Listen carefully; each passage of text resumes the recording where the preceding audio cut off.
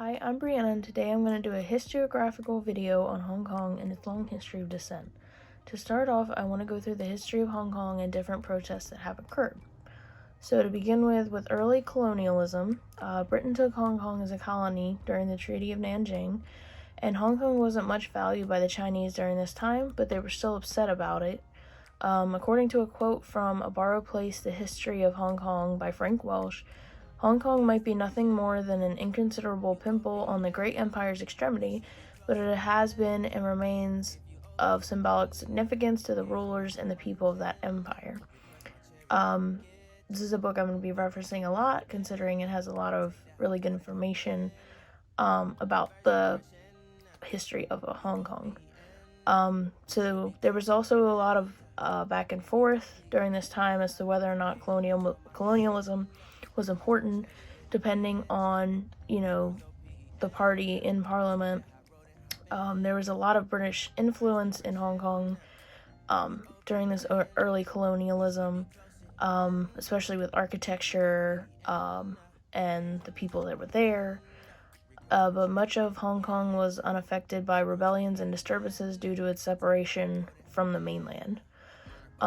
However, by the end of World War I, in 1918, Britain was trying to have good relations with China and saw Hong Kong more as a hindrance than anything, so they were already thinking about giving it back to China. And at the end of World War II, in 1945, Britain withdrew a lot from Hong Kong because they were less interested in having it as a colony, since they wanted to focus more on their own homeland, and eventually there was almost no British influence in Hong Kong anymore as far as people and architecture.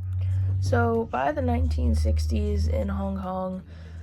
there was a lot of dissent and brewing tensions going on. There were a lot of protests that were happening. Elsie's Rides protests in 1966 were happening because there were many refugees from China coming in that were poor, and the government was going to raise the price of the ferry, which many people took at the time, so they were very discontent with that. There were pro-communist protests in April of 1967 over a corporation lowering wages and job security. In May of 1967, there were pro-Beijing protests against the British authorities, terrorist bombings, massacres, but most of this was assuaged a bit in the 1970s with more like newer socialist legislation happening, but there were still protests in the early 1970s because there was the chief superintendent of the police force running away so that he wouldn't have to face investigation of corruption, and so that led to them creating the Independent Commission Against Corruption. There were protesters that marched in 1989 in solidarity with the Tiananmen protesters, and on May 28, 1989, there was a protest with 1.5 million people marching for pro-democracy. Many of these protests actually helped them, and they were somewhat successful in a way. However, they did create the Public Order of Ordinance in 1967, which basically meant that the protesters had to get a license from the police commissioner, which meant they were more likely not to be able to protest, and they would be arrested for anything the police deemed unlawful public gathering, which could be pretty much any kind of protest, or just public gathering in general. This was still in effect into the 90s, but there is a similar law that's in place today after the handover, that still allows the police to be able to arrest them over things like that. So a lot of information from these protests I got from a book called A City of Protest, A Recent History of Dissent in Hong Kong by Anthony Dapiran. So now I'm going to talk about current dissent, which pretty much covers from the handover of 1997, where Britain decolonized Hong Kong and kind of gave it back to China, but it still became its own type of system and its own type of place separate from China up until today. A lot of this also still comes from the City of Protest book, but it also comes from articles like a BBC article where they talk about the recent Hong Kong protests as well. So after all of those protests happened, and after the handover of Hong Kong, there's now a government as basically a legislative council. It's called LegCo, and it's elected by a group of representatives that are mostly pro-Beijing businessmen. There were 2003 protests against an administration that was going on at that point under Tung, because they couldn't vote him out. And then they realized at that point, when they became successful in that protest, that protesting was the only way they were going to be able to make their voices heard and affect the government. So the rise in protests grew significantly. There were many protests since then, including the Umbrella Movement, which was in 2014, where protesters, and it got its name because protesters were using umbrellas to shield police pepper spray, and it was a 79-day occupation of the city. They were pro-democracy, and the elections were not transparent, and candidates, they were trying to put a law in place where candidates had to go through pre-screening that the activists thought was unfair, and the political opponents were harassing the pro-democratic candidates, and the whole process was just unfair and shady from the government. But because of all the protests, the pre-screening proposal was rejected in 2015, so that was effective. And then recently, of course, there's been the current protests, which were over extradition and police brutality and corruption. They have freedom of speech and freedom of assembly, which is they consider it called basic law, but it is being threatened by the government because there's still this, the public ordinance is still kind of in effect in a certain way, so they could still use that against the protesters and arrest them. There was a certain point, too, where the government was trying to implicate a law where there were not allowed to be any masks on the protesters, so that way they could identify them, but the protesters were trying to keep the mask on to not be identified, but they were also trying to prove the point of, this is our city, we are the people of the city, and we don't feel content with our government as a whole, not just as individuals. They wanted to be seen as a whole group of people, as just the citizens, to be more effective. So they were highly unhappy with the law that they were threatening to put in place, but they repealed it,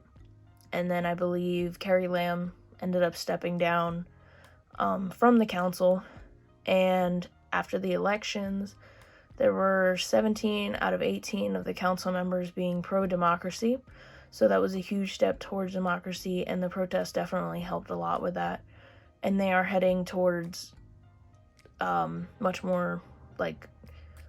representation and democracy now.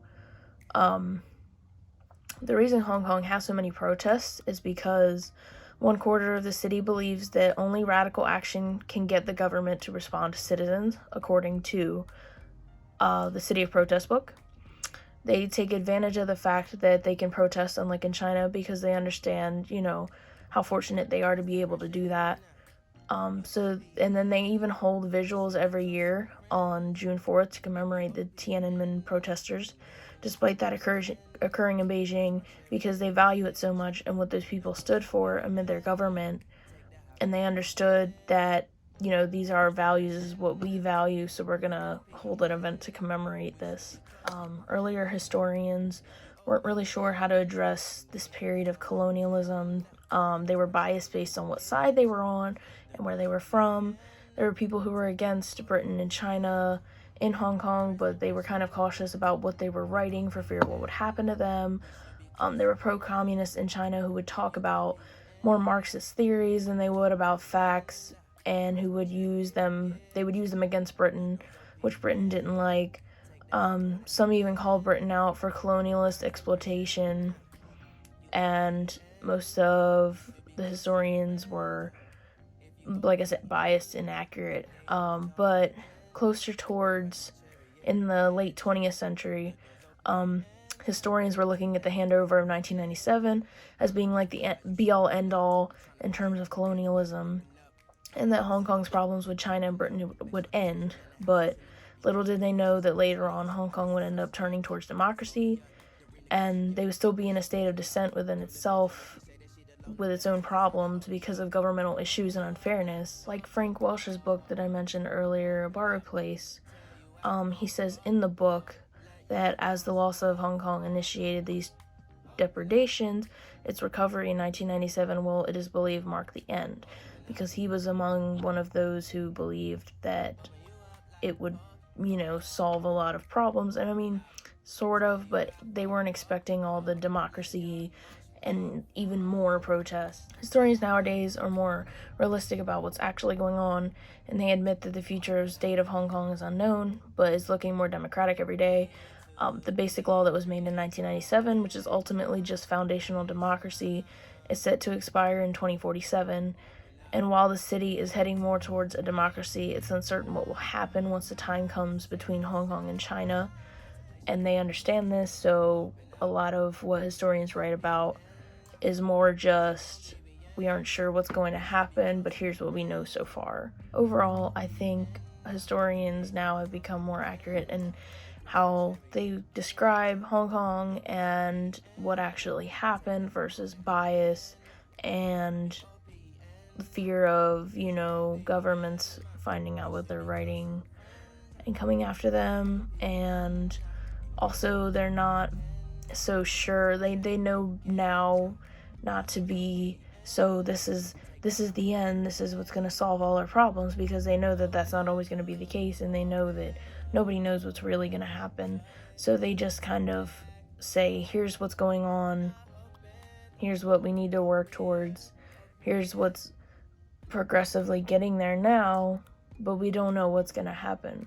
So I think it's more accurate, more realistic, more I just think it's